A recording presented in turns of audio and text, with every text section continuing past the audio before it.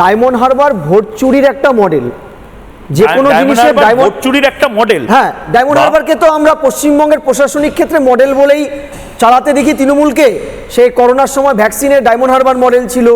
রাজ্য প্রশাসনের ভোট লুটের একটা অন্যতম মডেল হচ্ছে ডায়মন্ড হারবার। এবার আমরা যে পুকুর চুরিটা দেখতে পাচ্ছি সেটা তোমরা এখন খণ্ডচিত্র আকারে দেখছো। খেয়াল করো, এই 7 লক্ষ ভোটে জেতার যে বিপুল অঙ্কটায়, সেটা নিয়ে কিন্তু হাইকোর্টে একটা মামলা চলছে।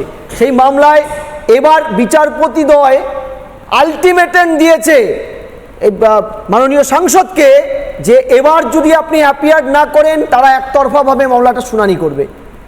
এড়িয়ে যাচ্ছে মামলাটা, রেখাপাত্রের সম্ভবত করা মামলা এত বিপুল ভোটের। এবার প্রশ্নটা হচ্ছে, এই ময়ূক শুধু কি ডায়মন্ড হারবার একটা মডেল, সেটাকে অভিমুখ করে আমার কাছে ডেটা আছে আরেকটা, তোমরা অনেকগুলো ডেটা দেখালে।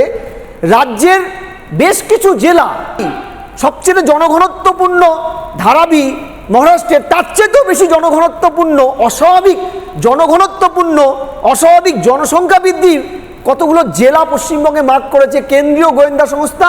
এ সরকার বিজেপির নয়, তৎকালীন মনমোহন সিং সরকারের সময়। সেখানে উত্তর 24 পরগনা, দক্ষিণ 24 পরগনা, বর্ধমান, মুর্শিদাবাদ, মালদা, বীরভূম, উত্তর 24 পরগনা